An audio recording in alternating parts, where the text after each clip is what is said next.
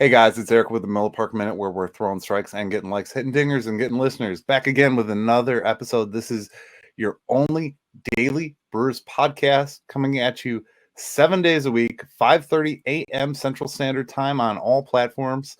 We're on YouTube, Spotify, Google, Amazon, Castbox, iHeartRadio, Pocket Cast, Radio Public, and of course Apple and Anchor as well. So everywhere you get a podcast, we record these nightly. If you want to join live, hit me in the DMs. We can talk about getting you on an episode. Also Saturdays, which today, no, we're good. I almost muted my microphone. On Saturdays, we do a live session about 4 o'clock. Today, we got our first spring training game, so that session is going to be probably postponed, I guess, until the end of the spring training game. I don't know. We'll see how that goes. But today we have a special guest of the Barrel podcast, Barrel Banter podcast, Barrel MKE. He is still recovering from the injured reserve, so he's got time to talk. We're gonna bring him right in. David, go. David, how are you doing today? I'm doing pretty well. You make it sound like I'm a member of the Brewers and I'm recovering. Something like that. Well, you know, you're a collegiate athlete, so that's a big deal. Close enough, I guess. I never played college ball, so I mean, you got that going. I mean, wherever it goes. Yeah, that's true. Actually, one of my teammates here was junior college teammates with Aaron Ashby. He brought that up when he heard I was from Milwaukee. So he's still playing in college. He's like 24, 6th-year senior, but it was pretty cool to hear that. You know, at the end of the day, it is like it's just an experience. I mean, even if you don't reach the majors, I'm sure it's just a fun experience to be a part of and get to do what you love for an extended period of time. Most guys end up ending their careers in high school, you know? Right. And that's the rarity of this, is the chance to get to the next level, to the college ball, to the major league level, and, you know, play in the minors and all that. I mean, your chances are so freaking slim. So slim. So that's why I give you a little more props, because you're still playing. You're still living the dream in your 20s, where my dream ended in my teens. There we go. So now I'm just a guy with a voice and a podcast. But hey, I have fun with it, so let's not knock that. So today is going to be the first game. I don't know if this is actually going to air today, tomorrow or whatever. I don't know when I'm going to pop this into the schedule. Probably tomorrow, maybe tomorrow. Yeah, I can do it tomorrow. But so we'll talk about the team. We're going into spring training. We are literally 2 hours from first pitch. 1 hour now. Sorry I took so long. But we want to talk about what's going on. I just want to get your brief takes on kind of the stuff that's transpired over the last week, not to rehash the whole Corbin Burns thing. But just quick takes on that. I listened to your podcast the other day, actually, and I'm kind of with you in a way. You know, like, this thing is kind of just a facet of everything. Where we are, what's happening, what's happened to the team, and so on and so forth. So how do you feel about what they've done with Corbin Burns and what they've done to Corbin Burns, or what Corbin Burns has done to them, I should say, on the flip side? Yeah, I think it got a little bit overblown in the baseball world. Like, the arbitration process is nothing new. It's not new that players are being, I don't want to say trashed by their teams, but their performance is kind of belittled, acting like they're not as good as they actually are. It's nothing new. It's just usually you don't hear about it. And we saw Burns spoke out against it. There was actually an interesting Twitter thread, I don't know if you saw it or not, from Ryan Thompson of the Rays. He went to arbitration with the Rays, and he talked about the process. I thought that was interesting. But players are more outspoken now, so they're going to be a little bit more likely to talk about it. I think fans were kind of acting like, well, if you didn't take him to arbitration, we would have for sure extended him. I don't know how likely it was that the Brewers were going to extend Burns anyways. Like, of course I want them to, and I hope that they do, but I don't know that they were going to. And I think it might even be the case that they took him to arbitration, knowing that they probably weren't going to, and so they weren't so concerned about maybe straining that relationship a little bit. They didn't take Adames to arbitration. They didn't take Woodruff to arbitration. I don't know how much they were willing to meet in the middle with them, but I mean, Woodruff and Burns are a little bit different in the scales of where they are in arbitration. Woodruff, I think, hit arbitration a year early as a Super 2 player. We don't need to get into all the details of that, but I think Woodruff was actually projected to make a little bit less than he did, and Burns was projected to make a little bit more than he did, but they were willing to meet in the middle with Woodruff, but not with Burns. I think that might be a little bit telling of what direction they might try to go. I agree. I mean, I totally agree with that. I think right now we're in this stage, and they did it last year with Hauser too. People don't note that, but I think you mentioned it in your episode too. And you're going to try and get the best value you can at the end of the day. That's their job as an organization, as a club. Mm-hmm. You as a player, you're going to go out there with your representative, and in this case, his representation and himself did not prepare a good enough case to have, because I believe I heard that it was David Sampson said that you have to convince them that you're worth more than the midpoint or something like that between the money, right? So they didn't convince. That's what it comes down to at the end of the day. Now, does this speak to the future? What's going to happen with Willy Adames, Devin Williams, Eric Lauer? I mean, that's another guy that keeps being forgotten in this whole conversation. And I don't necessarily think that we are at a point where, you might not extend any of these guys, but I think it's still in the realm of possibility that we could extend a Burns. I don't think it's very likely. But I could see them doing like okay, let's give him 3 more years or 4 more years and just maybe as a kind of like a peace offering to the fans type of thing, because the PR wise, this whole thing has gone really terribly for them, unfortunately.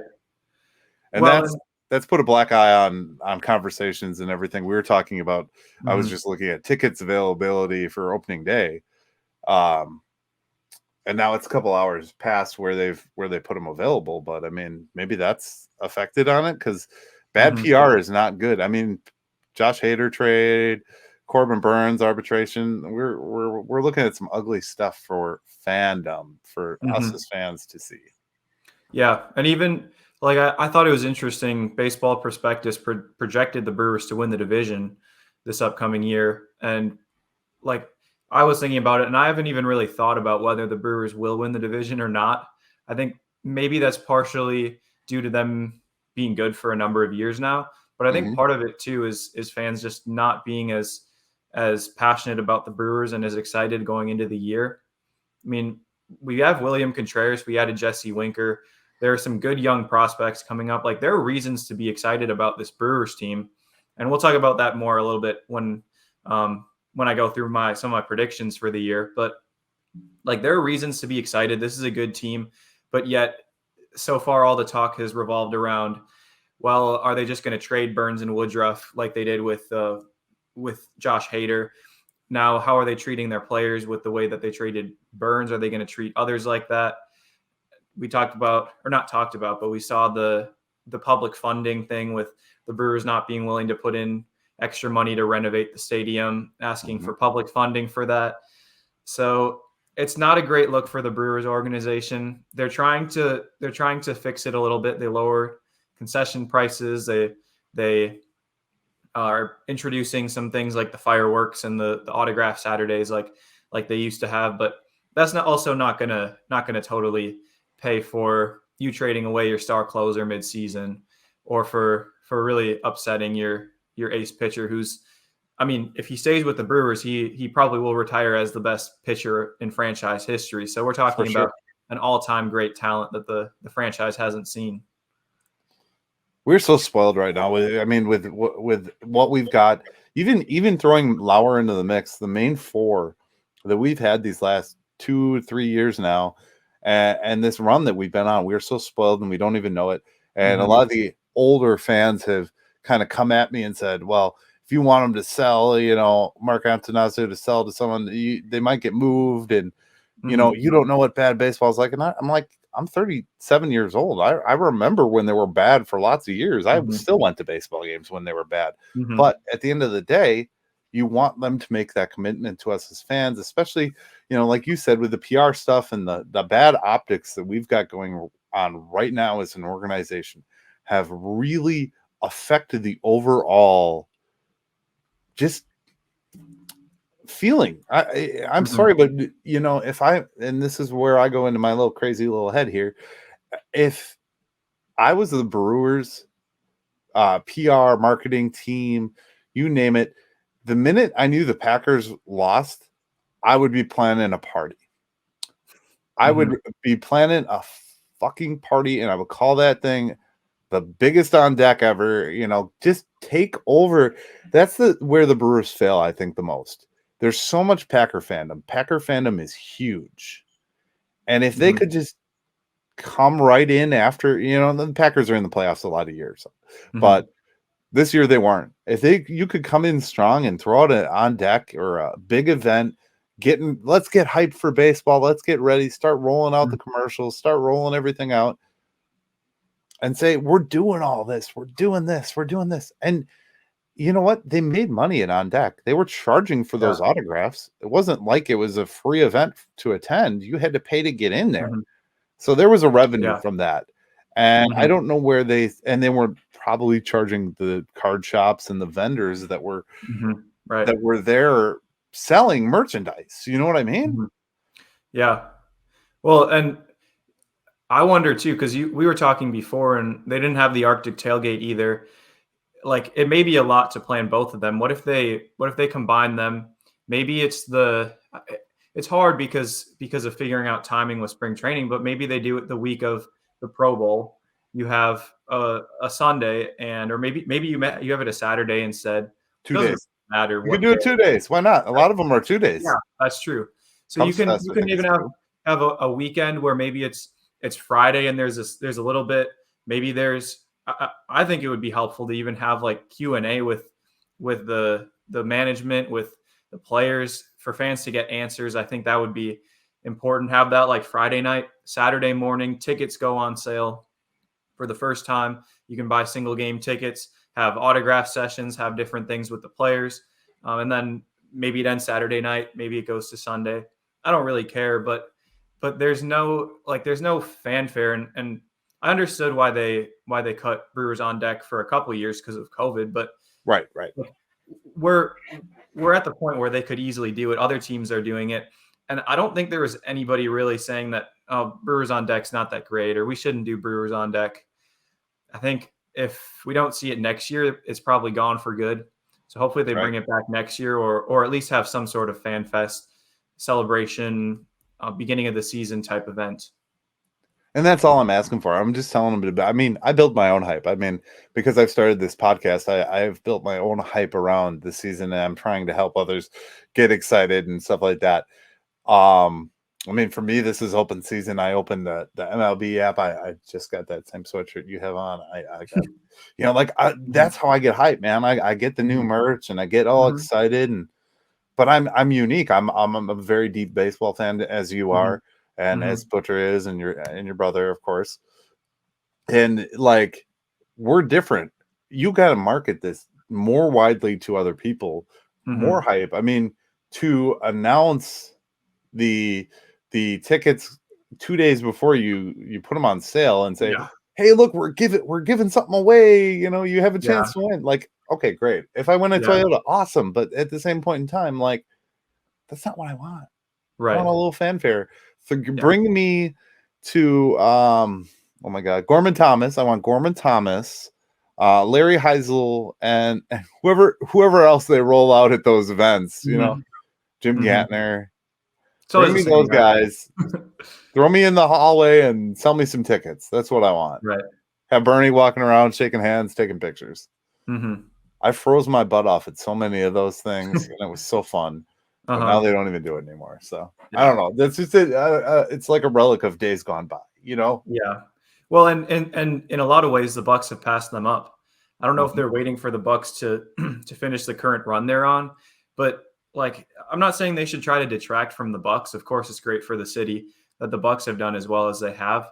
But the Bucks used to be kind of the laughing stock of Milwaukee. They were a year away from moving cities probably before they built the Fiserv Forum, and they were nobody really watched the Bucks that much. And the Brewers were like, even think back 10 years ago when the Bucks weren't that good. The Packers were square in the middle of the run, but the Brewers were also like the team in Milwaukee. Everybody liked the Brewers.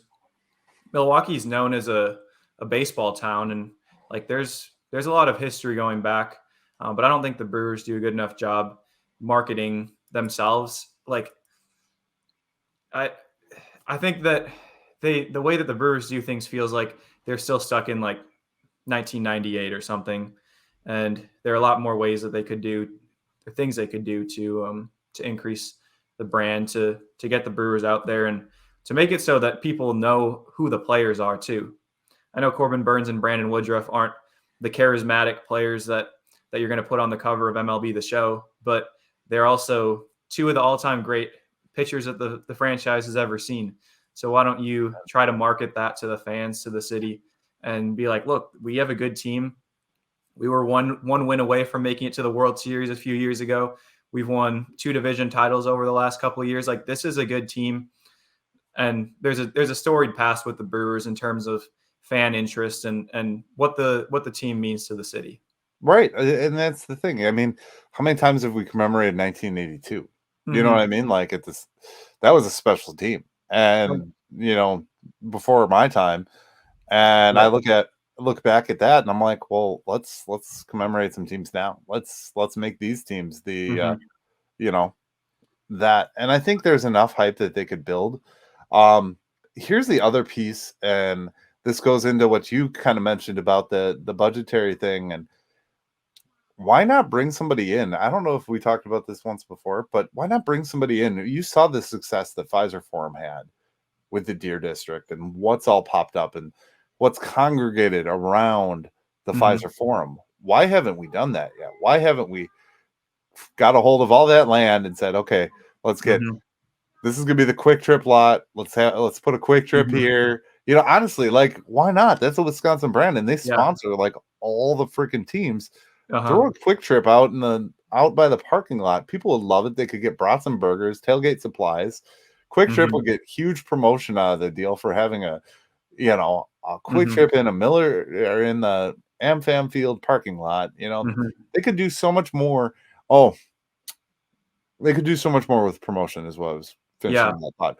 This is so the jersey patches are coming, right? So I thought about this the other day with the jersey patch. Miller Lite or Molson Coors, I guess now, should sponsor that jersey patch on the shoulder. And you know why they should? Because it's the perfect slight to the situation that they got put in. And I think it would be great for their brand. And I mean, there's always been that tie with Miller Lite and the Brewers, so why not? Do it. Yeah. I was actually be like, you're gonna get David Gruber's face on their shoulders or something like that. That's what it's gonna end up being. Did you see I was tweeting about that last night? Maybe that's where I read that. I don't know if that was you who, like, I read a lot of tweets and a lot of information, and I might have. Did I comment on that? I don't know that you commented, but I saw that, so I was like, well, who would be the logical choices for advertisement, or who would be the ones that'd be more popular? Because we don't want to see some big brand that's based out of Orlando, Florida, or Dallas. Just, we don't need another Motorola ad on the jerseys. But like, how could they make it? And of course, they're going to pick whoever gives them the most money. But like, we can still wish for something that's cool. And so I photoshopped like different brands onto the jerseys to see which ones would look best, like Fleet Farm, Quick Trip, Culver's, and Miller just looked right. Like, the colors don't even really line up because they're that kind of maroon shade. But Miller it looked right. And I was looking at it. I'm like, I'm not in favor of having advertisements on the jerseys, but if they put a Miller advertisement on one of the sleeves, like that would legitimately make the jersey look better, in my opinion. You did do it. Culver's, you got Culver's out there. Mm-hmm. I love it. Yeah, and then one of them I just put David Gruber's face on it, so that's why I thought you may have seen it. Milwaukee Tool. That was another one I said. You Mm-hmm. put all the Wisconsin brands, didn't you? The Miller logo. I love that one. Go over to the Barrel MKE. Fleet Farm. We love it. I thought actually the Fleet Farm one looked really good. Harley Davidson. Yep. Like and that's what everybody associates. That the Fleet Farm one looks nice. Harley Davidson. That's another big Milwaukee one. I love it. That's great. See, you've got these skills. So my logos and everything I've done has been done by my stepdaughter. She did a great job. My stepdaughter and wife collabed and did it. And I'm like, I just don't. You have great logos and stuff like that. Mine are made by somebody else. But let's get into the meat and the potatoes of this episode and get this going.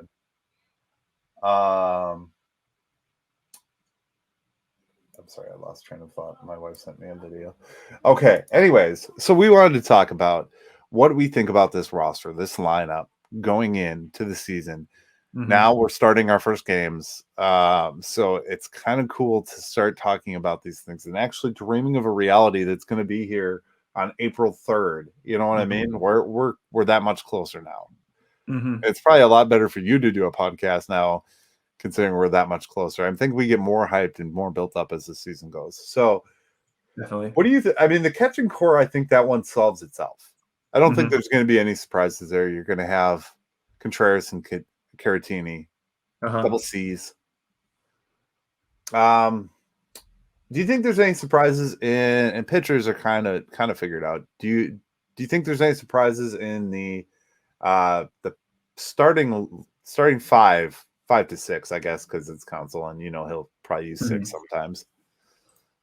No, I think it'll be Burns, Woodruff, Peralta, Hauser, Lauer, Wade Miley. The order might be a little bit different than that, but right. I would be pretty surprised. I don't think there are any surprises like Robert Gasser makes the team or Hauser starts in the bullpen. I don't think we see anything like that. You don't think Hauser's going to spend some time in the bullpen at the start?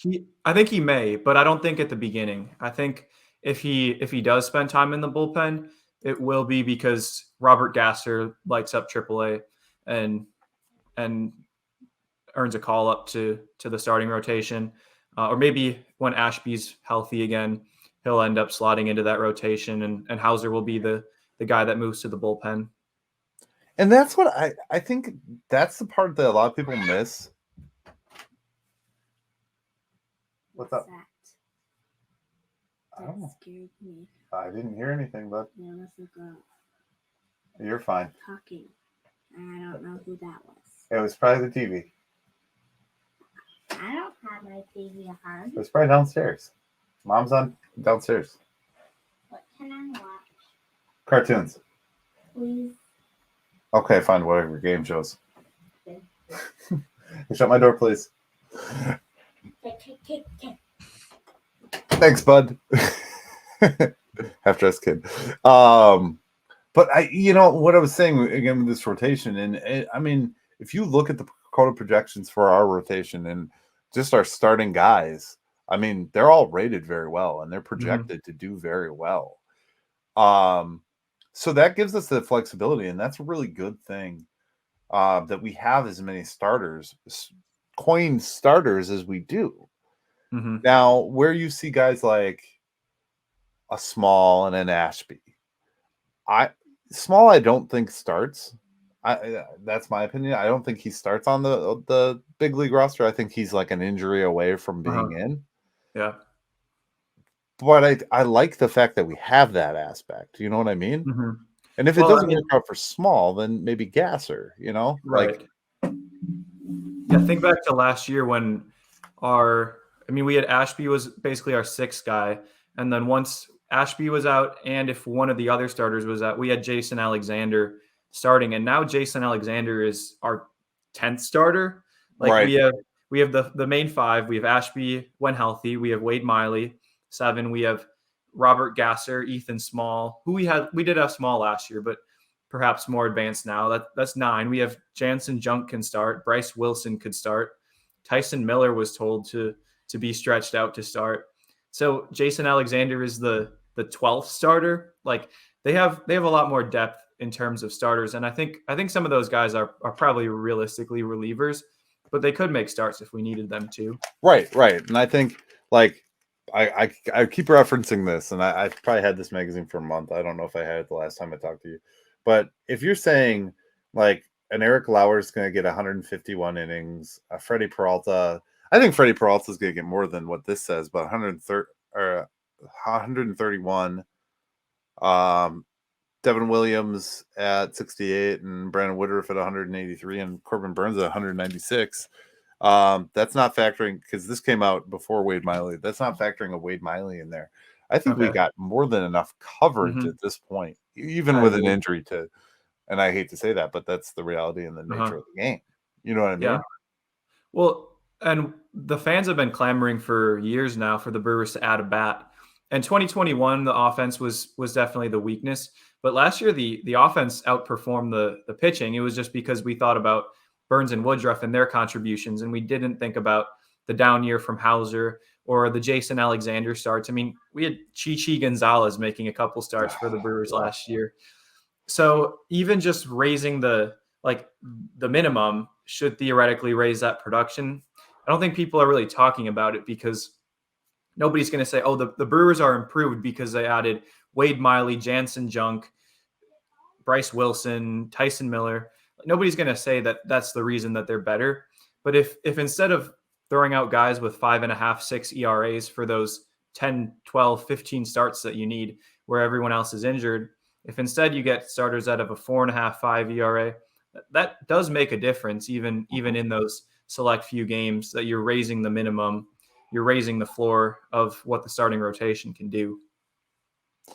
And I think that's really where the pitching didn't really need to change. I don't think. I mean, if you keep your core guys healthy, you're going to be fine. Mm-hmm. But they got deeper for those situations because their core guys did get injured, and that's where they lost innings last year. You lost, like you said. I mean, they lost a lot of innings and relied on guys like Jason Alexander and Chichi Gonzalez. You know. Mm-hmm. And I think, you don't want to have that happen again, especially with their offense is fine, but it's not like their offense is the Dodgers or the Braves. Right. So their offense isn't good enough to make up for those 4 innings, 6 run starts from the depth guys. How do you feel going in with this plethora of talent? What do you think is really going to be who are going to be? Do you think that certain guys are going to be locked into the roster? Like, you know, I guess we could break them up. We could go. Let's do infield first. Who do you think is going to be on the infield for the Brewers at this juncture? Obviously, we've got our Givens, Rowdy, and Willie, and Urias. Mm-hmm. But who else do you think slots in at this juncture? Well, I think Hura makes the opening day roster. He's out of options. So we're not going to see the Brewers give up on Hura right now. I mean, he's like the weirdest player in baseball. There's no good comparison for him, but he showed enough last year that he's still worth keeping for now. So I think Hura makes the roster. I think Brasso played well enough that he earned himself a roster spot for this year. I think the probably one more spot. Oh, well, there's Brian Anderson too. He'll be on the roster. Although he'll also probably play some outfield. Right. So there'll realistically probably be one roster spot for who? Let's see, Owen Miller, Abraham Toro, Bryce Turang. Luke Voigt? What about Luke Voigt? Or Tyler Naquin? I mean, and that's where it gets weird because you're like, okay, we have our given players, but then we have this slew of talent. And is Luke Voigt going to take a minor league assignment to start the year? Maybe. I don't know. But a lot of times what happens with those guys, and we've done this in the past, I mean, we've had some really interesting guys that have been Brewers, quote unquote. Jabba Chamberlain, if you go way back. Dontrell Willis. Yeah. Yo was going to come back for a comeback tour. Who else do we have? Do you remember there's just a bunch of names that have been like in like 2017? Yep. That was Capuano had a comeback tour. I think he actually made the team, but he did not last very long. No, I think he was just too injured. Well, obviously John Axford, we talked about that before. Yeah. John Axford tried to make a baseball comeback, is still trying to make a baseball comeback in the World Baseball Classic, which starts next week. No. Yeah. But yeah, I mean, so it's going to be interesting. So then outfield wise, Jesse Winker, obviously, Christian Yelich, obviously. I think Garrett Mitchell is probably pretty much a lock guaranteed at this point. I think so. Tyrone, if Tyrone's healthy. I don't know that there's a position where they want to give up, because this is very Brewers-esque to not give up on a Tyrone Taylor and a Keston Hiura yet. I don't think you're pretty invested. Those guys are both out of options, but where do you think we see Weimer, Frelick, or any other combination of guys, Tyler Naquin? Yeah, I think the prospects, Frelick's not on the 40-man, Weimer's not. Turang is, but he still has all his minor league options remaining. So I think to keep that depth, I think that all three of those guys start in AAA. I think Mitchell showed enough last year that they'll start the year with him in center. Tyrone Taylor's another guy who has shown enough value. He's not quite as much of a unicorn as Hiura, but I definitely think if he's healthy, I know he's dealing with an elbow issue right now, but probably will be healthy for opening day. He'll be on the roster. I hadn't really factored Luke Voit or Tyler Naquin in, because a lot of the conversations I've had both with others and in my own head about who will make the roster have come before they signed Voit or Naquin. Right. This past week just now? Yeah. I think after camp had already started, so I hadn't really factored them in. I kind of want to see Voit make the roster. He's historically hit right-handed pitching a little bit better than left-handed pitching, as does pretty much every single player on the Brewers roster right now. But he still is a right-handed hitter. There's an opening in that first base DH spot for a right-handed hitter who can maybe hit lefties. It's not like unreasonable to expect that he'll start hitting lefties better. So I think he's only 2 years removed from being a pretty productive major league hitter. I mean, he was 2020. He led the league in home runs in that shortened season, hit like 20 home runs in 60 games, which is pretty remarkable. But 2021, I think he was still pretty good even. So I think it's worth taking a flyer on him.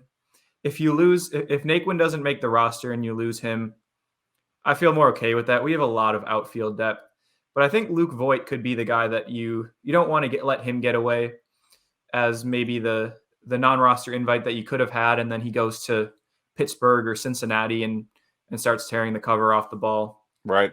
So I think Voit might be that guy that you break camp with. He's almost the better second chance guy. He's almost the I think like he's got a real good chance to be the flash in the pan, lightning guy. Eric Thames-esque, you know what I mean? Comes out, unexpected player that like really rakes for the Brewers, and by the end of the year, everybody's loves the guy because he's hit a couple walk-offs or come in a good situation and just made himself look great. And you don't want him to go to the Reds or the Pirates, because then that would just be a spoiler and kind of hurt. Tyler Naquin, I don't see that one works out. Maybe that's just more depth to protect the service time of that young outfield. Mitchell at this point is already here, and I think he has the opportunity. It's his job to lose. I don't think that there's any way that he loses it, but we'll see. I mean, we'll see in just a few short minutes when they get started. Well, not minutes, like 30 minutes or something. An hour, yeah, pretty soon. But yeah, I mean, I think we're at this point, and it's good to be able to talk like this, because I don't remember a time, if you go back to Keon Broxton, Chris Carter, Domingo Santana, Brett Phillips, that crew era, like I don't think we were that deep, and they weren't that strong of guys. We weren't talking about this level of outfield. And then we had Braun and oh my God, who am I forgetting? There's somebody else that was there at that time, but you know what I mean? The outfield depth wasn't this way. Right. Well, even look at last year, and they went into spring training with a good team last year, but they still gave at bats to, 91 at bats to Jonathan Davis. They gave 21 at bats to Pedro Severino, a few at bats to Pablo Reyes, Alex Jackson, Mario Feliciano. They gave some innings to Trevor Kelly, Jake McGee, JC Mejia. Like, I don't think that we have guys that are of that caliber that will really be taking at bats for the Brewers. I don't think the Brewers raised their ceiling significantly in terms of impact talent, say for Winker and Contras, who I would say more or less replaced Colton Wong and Hunter Renfroe in the lineup. Mm-hmm. But what they did was, I think they raised the floor. So now they're a stronger team between roster spots, 18 and 26 than they were last year. Where, that makes a difference when you're adding in the back end when you've already got a pretty good core. Right, for sure. And I think those pieces just shore it up. They shore up, and we're not look at power rankings. I saw, I think we were like 15 on one, and then the Cards were 11. And it's kind of horse apiece. We don't have the best division, right? But we do have a strong team. Mm-hmm. And I would put us up against anybody, and say that we're very, very skilled. If you go back to that graphic, and we've talked about, I beat this graphic to death, but that graphic that says, like where we rank in the wins in the last, I think it was 8 years. We're right up there by the Dodgers and the Braves and all the teams that people talk about, the known good teams. Mm-hmm. And that's just a different feeling for us. So it's very good to be in those conversations. Mm-hmm. Do you think that do you have any shocker predictions of any guy? If you could name a prospect guy that you think could potentially be on the roster, who would that guy be? For opening day? Yep. Well, it seems Turang is the most likely candidate for that. That's what I said. Frelick, when he was talking at the mini fan fest dinner, whatever they had, I know he said that he was expecting to start in AAA. Usually, if you're a player and you say you're expecting to start in AAA, that means that there's really no chance that you're going to make the opening day roster. Weimer, I don't think, is quite polished enough. Gasser, probably not. Ethan Small, I think his chances now because of Ashby going out with injury. So maybe one more injury and Small makes it.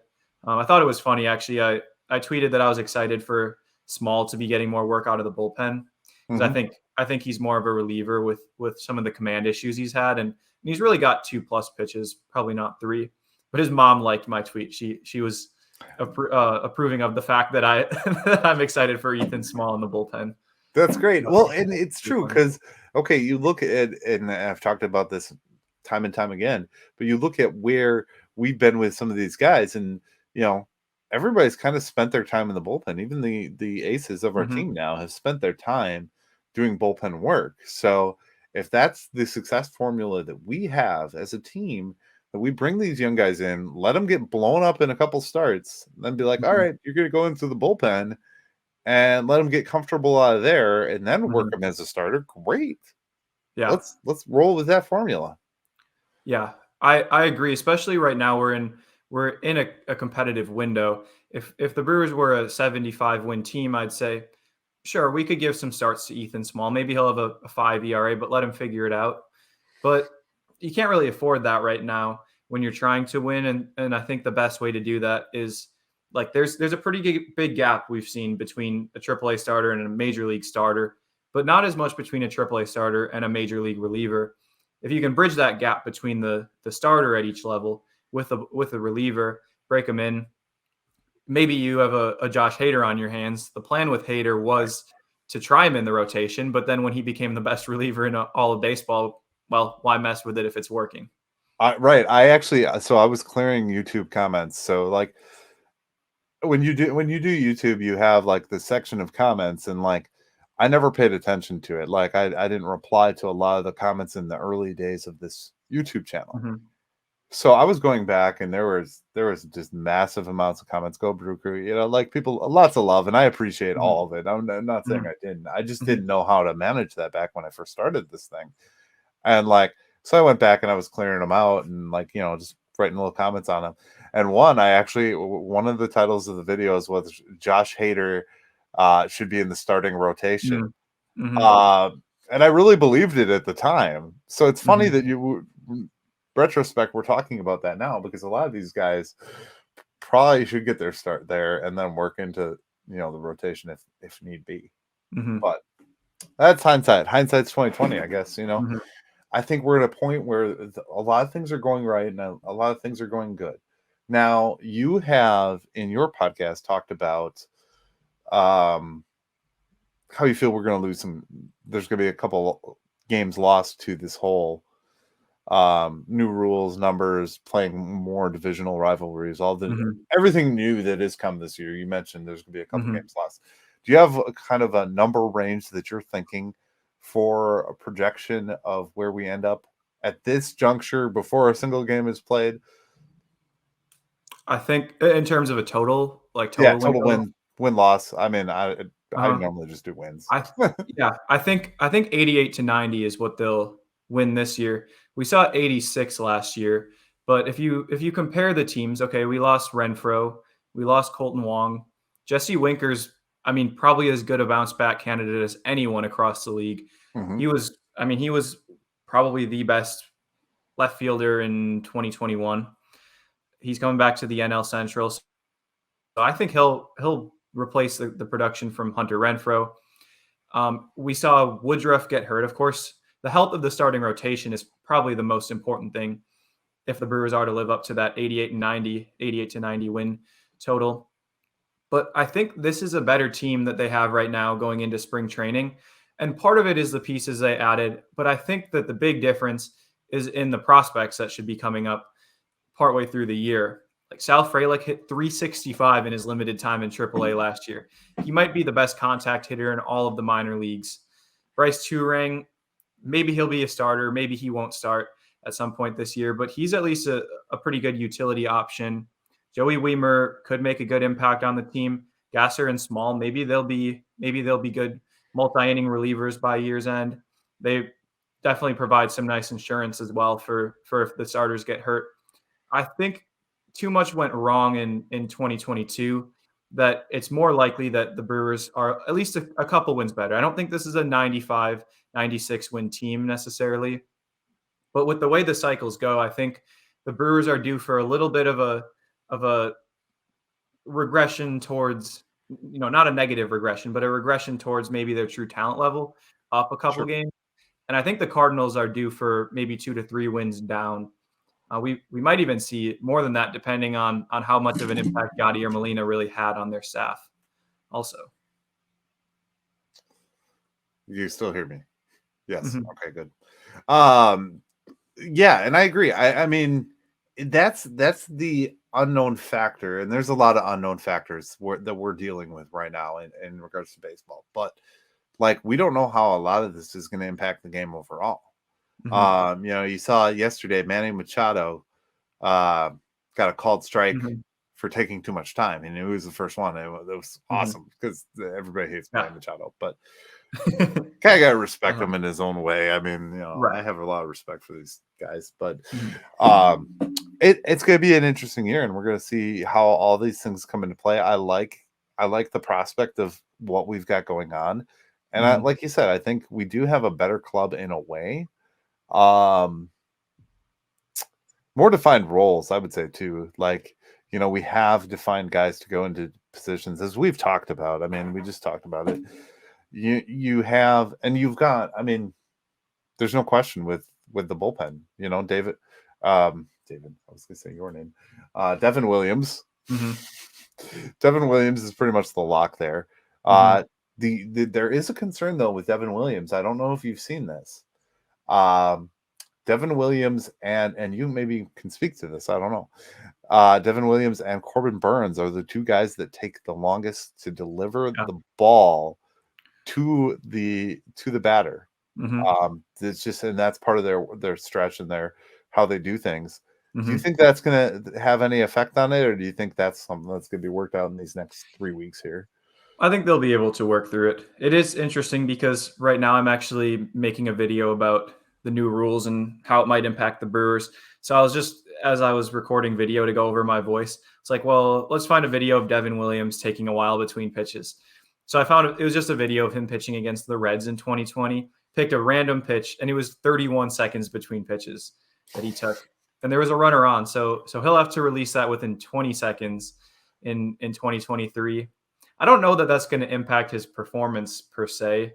That seems like something that maybe in the first month or two, there will be a couple infractions of the rules, but I don't know that he's going to be a worse pitcher because of it. Right. And it's adjustments. I mean, you probably could say the same thing with you. You probably have to sometimes make adjustments to make your stride better or your move better, whatever it may be. You know, I'm not a pitcher, so I don't know these things, but that I think is the key. We're speculating on all these factors: the bases, the pitch clock, how everything's going to work. And go ahead. And one thing is, like I think I mentioned last episode when I was on here that it could cost the Brewers 2 to 3 wins just from playing better teams in terms of the balanced schedule. We're not playing the Pirates and the Reds and the 73 win Cubs as much this upcoming year as we did last year, but one thing that could work in the Brewers' advantage is that it seems like the kinds of play, the styles of play that are emphasized more are going to be the hard ground ball hitters. I think are going to see an uptick. Christian Yelich is probably the best hard ground ball hitter in the league. So even if his power might not increase, his batting average I think will increase. But also the speed guys, and the Brewers don't have a lot of speed on their roster right now. I mean, Yelich stole like 18 bags last year. Willie Adames got some good speed, but the prospects that are coming up, Garrett Mitchell was, I think, 7 for 7 or 9 for 9 or something like that last year. Sal Frelick's got good speed. Joey Weimer's got good speed. Bryce Turing. These are all base stealers, and so they could perhaps impact the game more with their legs, with the slightly decreased base distance between the bases. Right. With the pickoff limitations, with also even knowing more or less when the pitcher is going to release the ball because of the timer. I think that could all work to their favor. And I think it might favor the Brewers a little bit more than other teams because of some of the personnel the Brewers have.